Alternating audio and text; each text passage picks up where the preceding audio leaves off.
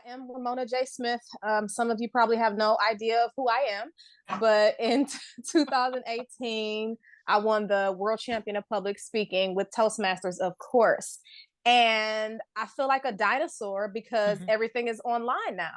I mean, I know the contest was hybrid last year, but the new wave is doing it just like this. And I am honestly not a fan of virtual speaking. My preference is in person. I love the energy. I love the feeling of the applause. I love looking people in their eyes and seeing people's legs and making sure we create that connection. For me, it's just a deeper connection in person, and I'm a feeler. So I like to feel the energy and be able to shake hands and high fives and slap fives and things like that. So I'm not a huge fan of virtual speaking. But that year we made a lot of history. That year I was the first woman to win in 10 years. A woman hadn't won since 2008, and that was LaShonda Rundles. Unfortunately, she passed away in 2012.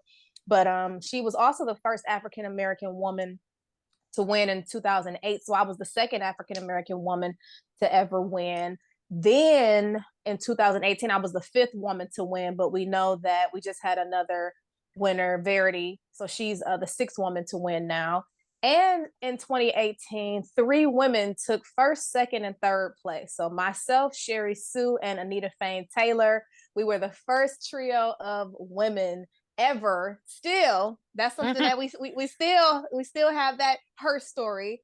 So no, there's never been three women to take first, second, and third place with a female international president, Lark Doley. So it was a huge women's empowerment movement that year. So many women started to compete. So many women were excited to see themselves in all three of us because we were all minority women. I am myself and Anita Fain Taylor are African descent, and Sherry Sue being Chinese. So English is not even her first language. So that was so empowering to see. Hey, Harriet. So that was so empowering for women all over the world. And that literally changed the trajectory of Toastmasters, I do believe, because a swarm of women started to get that boost of confidence they needed to go ahead and compete. A lot of women who I visited in the many, many countries that I visited, from Bahrain to Oman to Qatar, Malaysia, Brazil, Saudi Arabia, Dubai, Abu Dhabi, all of these different countries that I visited, all the women always say, because of you, I competed, or because of you, I got back into leadership, or because of the three of you, I really felt like I was solidified in Toastmasters and I finally took that leap. So shout out to all the women who are competing, and shout out to all the women who got over the fear of competitive speaking. So kudos to you all. That's a little bit about how big that year was. It changed my life as a speaker. I started a speaking business in 2011 called Ladybug Speaker LLC. And in 2018, I was able to build, and I'm still building and scaling my public speaking career. As far as how I got there, I joined Toastmasters in 2010 in Hawthorne, California, did that for a little bit, moved back to my hometown of Cleveland, Ohio. I joined a corporate club there, and that's where I started competing. And then I moved to Houston, Texas, where I joined my current club, the Cypher Super Speakers, and I started to compete there a little bit. If you are unfamiliar with the whole entire story, it's a bunch of interviews and everything. I don't want to waste too much time talking about me, because I'm here to give and share my experiences. So in 2018, I decided to compete again. I had competed in 2015, but I was an arrogant young professional who thought she knew everything in 2015, but knew nothing. I didn't have a club like this to prepare me for contests. And I had a lot of beginner's luck. And in my club, it was a corporate club, and I was back then, I was one of the youngest people in the club, and I started to win. And I'm like, oh, yay, I'm beating all these old guys. I must be pretty good. And then I got to the district level, and you don't know what you don't know. I thought that sheer talent would take me to the top that year, but I was actually just in Saudi Arabia with Muhammad, not Saudi Arabia, he's from Saudi Arabia, but I was just in Abu Dhabi with Muhammad Katani, who won in 2015. And I definitely see why. He is amazing. So he won in 2015. And then I tried to compete again in 2016, lack of preparation, spearheaded by ego and arrogance, and I didn't even make it out of the club level. So I got with some mentors, an amazing guy named Larry Sapansky, who knows all about competitive speaking and the different tricks and tips and formulas that I had never even known about. He gave me a couple of books like Paid to Speak, and I did some extensive research on some of the previous world champions, and I got my ego and my arrogance out of it, and I was able to take the whole enchilada in 2018. I think I'm a stop there because I feel like I'm rambling on about myself. So we can open it up for questions now. And I would suggest everybody just raise your hands. I will call out the individual people. I think that will be the easiest way to go here. So who would like to be the first? I see Eric and I see Rich. So we'll start with Eric. The floor is yours. Go ahead. First, let me say Earl had his hand up before me. Is that just standard there, or Earl? That's the timer. That's because your timer. Okay, then let me kick into my question. Thank you for joining us today. You rock. So you mentioned about how you changed the people you surrounded yourself with, the club you were part of, that really kicked up your performance a notch.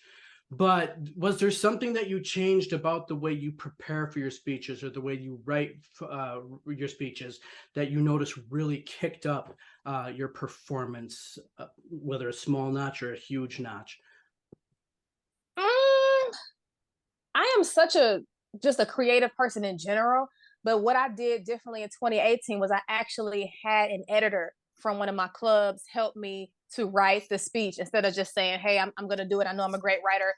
Getting rid of the arrogant side of it and say, hey, let me get other professionals come in here and let me get their opinion. And it was like small things, little things, and then getting diverse opinions. I tell this story all the time, but when I had written the speech, there was a line initially in that I said, I'll fly like a butterfly, sting like a bee. That's why they call me Muhammad Ali. And I call her Auntie Ellie, and she was in there with me while I was rehearsing, and she's from Bulgaria. And she was like, oh, that's amazing. Who's Muhammad Ali? So I think just getting diverse opinions and people who are professional writers and professional editors, that definitely helped kick it up a couple notches. Thank you so much. Thank you. Nice sweater. And I'll move it over to Rich Hopkins. Rich, please. Rich! Hey, Ramona. Glad hey, we Rich! get a chance to be in the same place. I know, right? So now you're doing a bunch of real world speaking. How do you change your delivery from what you used on that stage and maybe your use of those types of stories to affect a real world audience versus a Toastmasters contest audience? I think that's a great question. I don't think anybody has ever asked me that before. Well, it really depends on the audience. So when I'm giving talks to like teens, I try to be a little bit more hip. So I try, I'm so old, but I try to not too much tailor and change who I am with the crowd, but like a comedian, like I take the temperature of the crowd, and depending on the vibe and the energy, that's how I kind of spin my speech for that day. So with the teenagers, I know they can't sit still very long, so I'll give them like pauses. A guy named Joseph McClendon, he calls them STA breaks, shake your breaks. And so I give them a lot of those. I spoke at NG, which is an oil and gas company up here, and the room was really stiff. And so I was able to bring some people up on the audience and do like some type of random icebreaker. So I think I just take the temperature of the crowd and I see how I can engage them in a way that maybe they weren't expecting. And that's kind of similar to what I did on the Toastmaster stage. But I think I just take the look at me, I'm such a mom. I just take the temperature of the audience, and then I kind of creatively spin a web of what they would need, and then I kind of give them that. But I think that for me, it's a natural talent, and anybody who is used to being in front of audiences, singers, comedians, who else is used to being in front of audiences? We just kind of learn it over the years. So that's kind of what I do to kind of switch it up a little bit. Excellent. Thank you. You're welcome. And with that, I'm opening the floor for Wayne. Wayne Stanton, please go ahead. Okay, thank you, Susan, and welcome, Ramona. Thank you, Wayne. Yeah, I'm in Canada here. One day you'll have to come to Canada. I've been to Canada a few times. Okay, well, yeah, there you go. What am I presupposing is okay, but now here's the question. Okay, now there's a lot of talented people once you get to the top level. What do you think one or more of the intangibles that you had that made you different from these other talented people? An intangible thing. Probably the ability to not care to look crazy. I don't know what you call that. I don't know if you would call it courageous or just weird or just crazy, but I kind of follow my own flow. And even at the end of the speech, for those of you who haven't watched it, spoiler alert, but at the end where I kind of flirted with all the single guys and the whole crowd, like that was risky. It could have been taken either way, but I was willing to take that risk. And even the risk to go out there in some heels and talk about, fighting. So just taking those risks and not trying to put myself in some type of Toastmasters box as a woman or as someone who was on the world stage for the first time. So I don't really know what to call it. Chutzpah, maybe? I don't know. Okay, another question. Do you think they changed the rules because of you? Because I see a new rule. I think they said you're not allowed sing-alongs, and you did that "I'm still standing" thing, and do you think they changed it specifically because of you, that you were a groundbreaker because of that? But I don't know if you call that a sing-along, but that's about the closest I could think about it. That I'm not sure of, because I know Mark Brown sang, LaShonda Rundle sang, so a couple of the world champions sang, and it wasn't supposed to be a sing-along. I didn't know they were going to do the yeah with me. That's why, spoiler alert, and I said, very nice. I had to throw that in there because I was like, wow, thank you. So I'm not sure. Okay, then I'll let somebody else go on there. Then what was it? When they did respond like that, did you have an emotional surge or something, because the unexpected, you've done this so many times, you expect everything, and then the unexpected happens. What was that moment like? It was beautiful. I loved it. That's when I knew that we were connected. That's when I knew that, oh my God, these people, they like me. They really like me. And so it was just a beautiful moment. And I had to throw that very nice in there to let them know that I acknowledged that and I appreciated that. Okay. Thank you, Ramona. Thank you, Wayne. Okay. Thank you very much, Wayne. That was a great question. And with that, I'm moving to Ashok. Ashok, please have your question. Thank you, Sue. Welcome, Ramona. Thank to this you. Awesome Contest Mastery Club. And really would like to thank you on behalf of our club for taking time to be participating in this Q&A session. So one question to you is, what is that one thing that clicked in your head that this is it, I'm going to win this championship? I didn't have that moment. I did not have a moment where I sat there and I said, I know I'm going to win, because at that level, as previously mentioned, these speakers are amazing. I found myself getting lost in the contest and even forgetting that I was competing, because I was just so enraptured by these people who you can tell have prepared for years and years, and the people who've been there 13 times. What's his name? Mr. Gamache, J.A. Gamache. And oh my goodness, I always forget the other guy's name, but he is a Japanese Australian guy, and he's been there like 12 and 13 times. So I never had that feeling, but I was just in awe of the talent. One last question. What is one tip or advice you give for folks like you who have competed like 4 or 5 years and not giving up and got it done? I would say, don't forget to be yourself. I think a lot of people get caught up in what they think they should be or what everything before them looked like. And a lot of us dim our light because we're trying to mimic or imitate or read the blueprint to the T and place that suit of armor on us in these competitions. But people just want to see you up there having a great time, and they want to see you be genuine, and they want to see you be authentic. So of course practice, of course prepare, of course organize and structure your speech and get feedback and things like that. But don't overdo it so much that you start to lose the essence of who you are. Thank you so much, Ramona. Thank you. Wonderful advice. Thank you so much. And with that, I'm moving over to our very own Dr. Sherry. Please have your question. Well, thank you, Sue, and Dr. welcome. Sherry! I'm not sure if you know, Mo, that I tried to get you to come to our club maybe about a year or two ago. We're a newly chartered club. This is a very supportive club. I specifically joined this club to help with competing skills, and actually Eric was one of my coaches. And what I wanted to ask you is, did you get coached? I know you had someone help you write, but were you coached? And if you were, who did you rely on for the coaching skills? Okay, and thank you for the invite. If you're doing anything in person, please let me know. I would love to come out to Boston. I've never been. We'd love to have you. I can't wait. Gonna have some fun.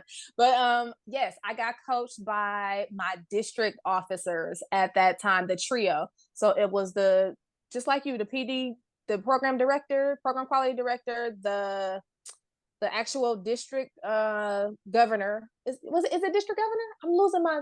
There's a district director. District director. Yes. Yes. Was that after they could only coach you after you won? They could not be coaching you before that, because that's a conflict. Well, it wasn't coaching. I got feedback from them. I wouldn't say I got coaching from them, but I did.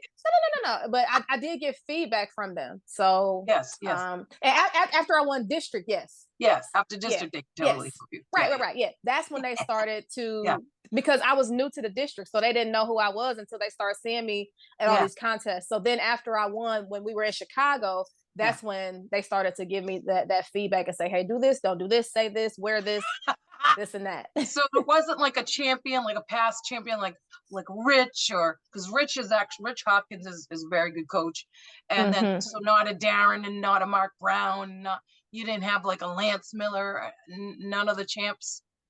So notice the attitude here. Yeah, I'm seeing it now. I reached out to so many world champions, but I didn't realize how busy world champions were until I became one. So, I'm emailing, I'm like, hey guys, I know I'm going to the semifinals. What do I do? Can you help me? If they responded, the answer was no.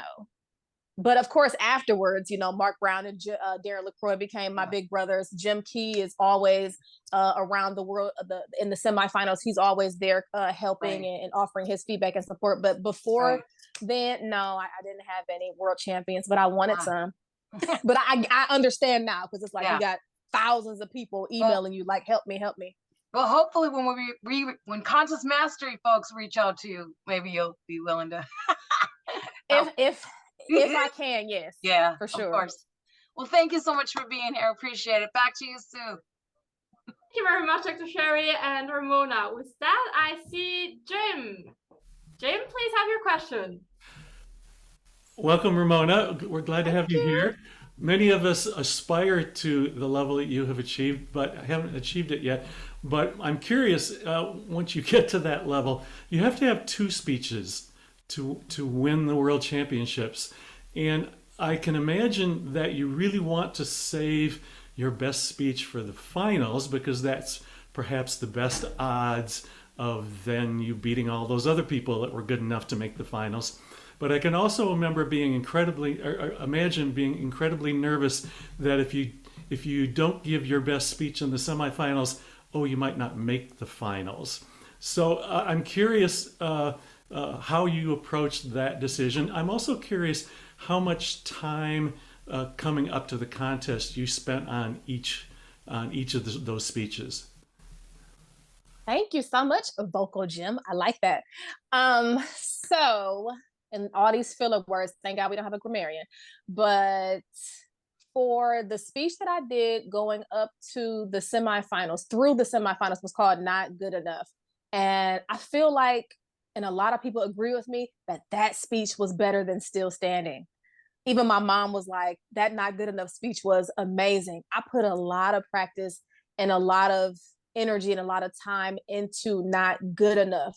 I think I don't have a count, but I know I was practicing that speech every single day, just about. And then on the days where I did have an area or division contest, I was practicing like all the way up until I got on the stage. So I put a lot of time and effort into that.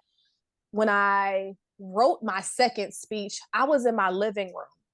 I wasn't, in front of the audience. I didn't know what type of audience it would have been. I had never been to Chicago before, or, I didn't know the people. So I was kind of writing it for myself.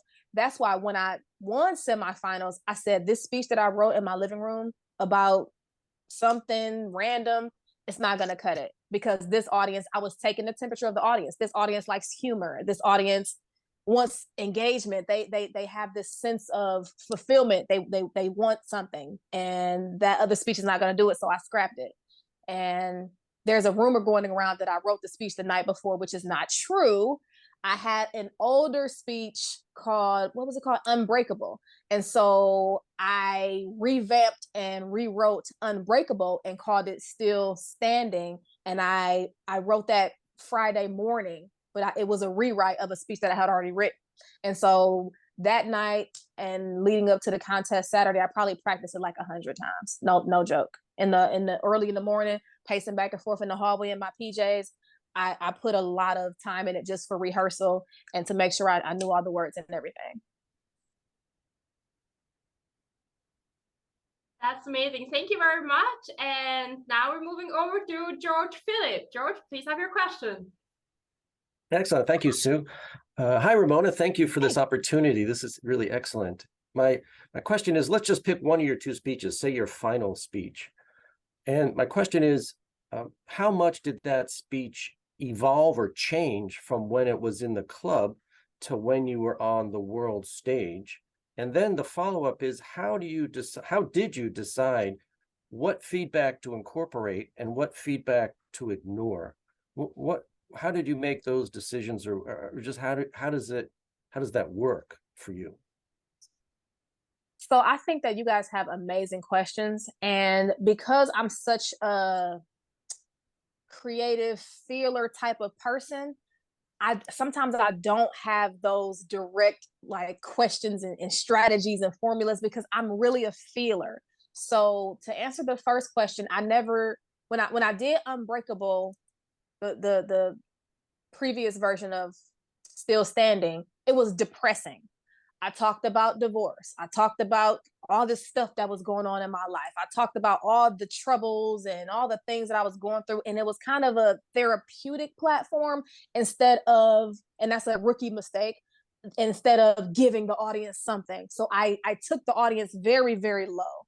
And it ended up being like a woe is me, she needs a hug speech. And I never brought the audience back up. And so how I evolved that to Still Standing was, okay, I talked about my divorce. I talked about dropping out of college 4 times. I talked about losing at Toastmasters. But then I said, okay, all that happened. But then I triumphed, and then I persevered, and then I stayed in the ring. And so that was the biggest difference. And that's just from me taking feedback from people saying you got to take them on the roller coaster. You never leave them down. You always want to end on a high note. So that was for that. And as far as the feedback question, if it feels right, I'll take it. And I feel like most of us are experienced enough, even if you've only given 5 speeches, to know what feels right. When the feedback was given to me that I needed a prop because props equal points, I said, ding, ding, ding, that makes sense. I want more points. I'm going to add a prop. When Ellie said, don't say Muhammad Ali, well, this is an international audience. People may not know who the heck Muhammad Ali is. So scratch it. Let me take that out. But if someone would have said, scratch the whole boxing thing, it's not going to work. You need to do lacrosse, or you need to do soccer. I wouldn't have. And then consider the source. Consider the source. If it's someone who has never competed in a Toastmasters contest, or someone who has never seen a Toastmasters contest, or somebody who's not even in Toastmasters, I wouldn't take too much of their advice, because Toastmasters is its own culture. It's much different than a TED Talk or a presentation at a business office or something like that. I think that's all I got on that one. Yeah, that's excellent. Thank you so much. Thank you, George. But I definitely, I'm sorry. Go ahead. No, go ahead. I definitely think you guys should reach out to another world champion because a lot of those guys, they break it down. They say, well, systematically 25% of my speech was this and 82% of my speech was that. I'm not that guy. I'm not that guy. I'm the butterfly. I'm the feeler, and I know this. And I want you guys to get different perspectives. And I think Cyril, the winner for this year, I think he can give you that, and Aaron Beverly also. But of course, Darren LaCroix and Mark Brown, those guys are vets. Awesome. Thank you very much, Ramona. And you just gave me a couple of good ideas to who to reach out here to get some good folks here. So thank you very much for that. You're welcome. I see Earl has raised green. With that, we still have time to ask questions. Before I raise my question, I would like to open it up for the audience. Please raise your hand. And I see Jim has his. Okay, Carrie. Carrie, please go ahead. Hi, it's thrilling to meet you. Congratulations, and thank you for sharing all of your insights. My question is, by the time you've gotten to the stage, you've rehearsed it and memorized it because of the repetition. Do you have any strategies for the process of memorizing a speech? That's my biggest weakness. I spent so much time studying and performing improv that feeling a little constrained by a script has often been a hurdle for me.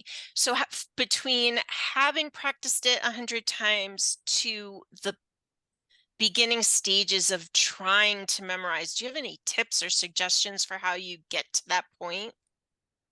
I do actually, especially because you come from a performance background. I think the improv helps so much. And for me, choreography helps as well. So we call it hand gestures and body language and eye contact, but I call it choreography.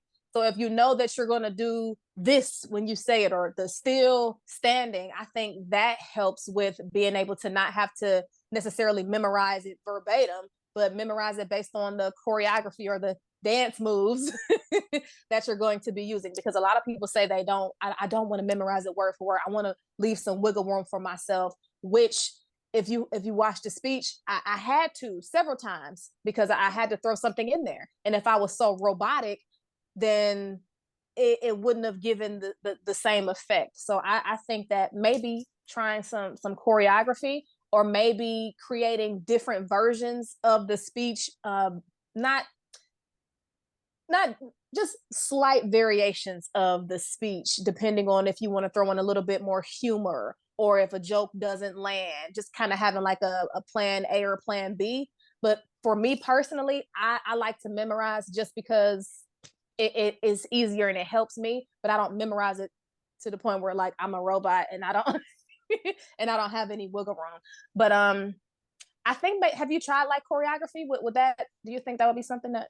I think that's a great suggestion. I plan to incorporate it. Thank you. You're welcome.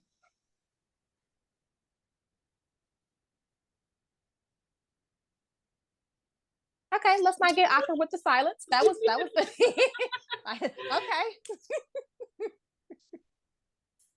Everybody can read my mouth, right? What I was just saying. So AJ, I see you have your hand raised. Please go ahead.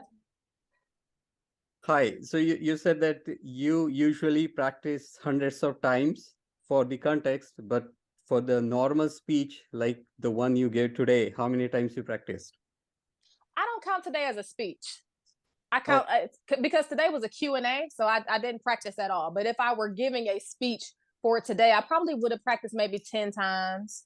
Because at this point, what I'm talking about now is things that I've talked about 100 times already. So I wouldn't have to practice too much. But say you invited me to your company to come do a public speaking workshop, I would put, a little more time and energy into that. But not necessarily 100 times. Please don't take that number and say, I got to practice every speech 100 times.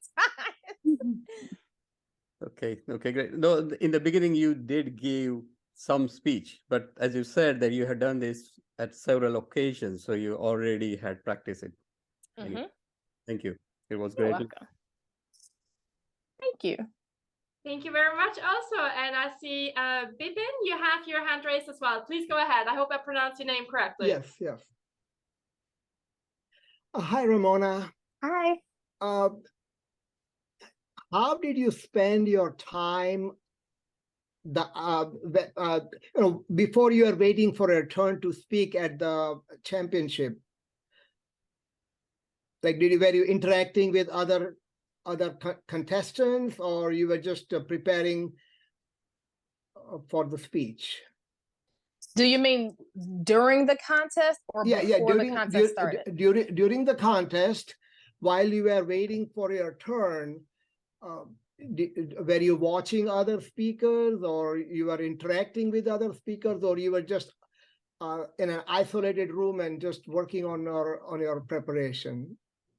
So during the contest, we're all in the front row watching the contest. Okay. So I didn't, you probably have the option to go and be isolated. But as I mentioned before, I was so intrigued and I was just soaked in, because those are speeches that you don't want to miss. Those world champion speeches, you don't want to miss those. And so I was just like mesmerized. Like I was a fangirl. And so I didn't even have time to think about anything else except these speakers who were so amazing on stage. So I didn't really do too much mental work. I didn't sit in a room and meditate or anything like that. I just watched those amazing speeches. If you have not been to an international speech contest in person, please, you have to go. It will change your life. It's amazing. Right. Great, thank you. You're welcome. Especially, I heard it's in the Bahamas in 2023, so I think that would be even additional motivation to go to. Yes, exactly. So we'll have two more questions here, and one question is comes from Harriet. She's currently in a loud space, so she doesn't want to open up her microphone not to disturb us. So she asked me, how do you pick yourself up to compete again after you don't place to the finals? It was difficult for me to try after the semifinals this year. That's a tough one for me. The one thing is that I would say is to remember your why. If your why is strictly for the trophy, you might want to find another motivating factor to keep you going. Because if it's all about the win and you keep losing, no, that's not a good feeling. I don't know how these guys just keep going back year after year after year, because it can play with your self-confidence. So what's the reason why? Why are you competing? Is it to learn, grow, and have fun? Is it to challenge yourself creatively, to sharpen the saw? Is it to network, to meet new people? So I think that finding your why is going to be that driving factor. What's the reason why you're competing? For me in 2015, it was strictly for the trophy, which is why I did not win. And in 2018, it was just to really become a better speaker. And if you are competing to become a better speaker and that is your ultimate goal, then win, lose, or draw, every time you'll learn something new, and every time you'll improve, and you will see yourself grow, and then you can start coaching. Well, I want to see her speech. I keep seeing these comments pop up about how amazing she was. I would love to see that speech. If y'all have the link, can somebody send it to me? If Harriet gives her good to go, I'm more than happy to take care of that. But thank you. And then I have a question as well, actually, is how do you come up with your stories? Sometimes you feel just like, hey, do I really want to say something personal about me? Like, I'm originally from Switzerland. My parents are from Czechoslovakia. Do you really want to dive into that one? Is that too personal, or is that not even good enough for the audience? How do you judge? Because I always feel like I need to impress the audience. I want to come up with something amazing, overcoming huge hurdles. Like, how do you really say, hey, I'm enough, and that speech is okay because it's my speech, it's my story? How do you find these stories in yourself? I think a lot of us who don't compete often, or we have not gotten to that semifinals or that international level, we forget that we have to narrow it down to things that everybody has in common. So a topic or a thing that everybody can relate to. That's why I chose boxing instead of football or basketball, because football, it is not even football in some countries. And then basketball is not as huge in some countries. And then if you think of people like Dhananjaya Hederachi in 2014, with his I See Something speech, he talked about the relationship that he had with his mom. Everybody has a mom. Muhammad Khatani talked about the power of words and his son. Like, most of us have children. So thinking about what can everybody in the world relate to? It could be something as simple as a cup of coffee. Every country I go to, people drink coffee or tea. So thinking about the basics, when you talk about love, thank you, Sue. When you talk about love, when you talk about mom, when you talk about family, when you talk about education, things that everybody can identify with, I think that that's where these great stories come from. We don't try to overthink it. We don't try to overcomplicate it. Even Darren LaCroix, ouch. It's some who can't relate to ouch, and that's in any language. Ow, ooh, ah. So it's just this super simple but universal theme. And I think that once we start there, and once we step back and say, hey, it's really quite simple, especially those of us who come from multicultural backgrounds. We all can relate through food, laughs, and tears. So I would start there.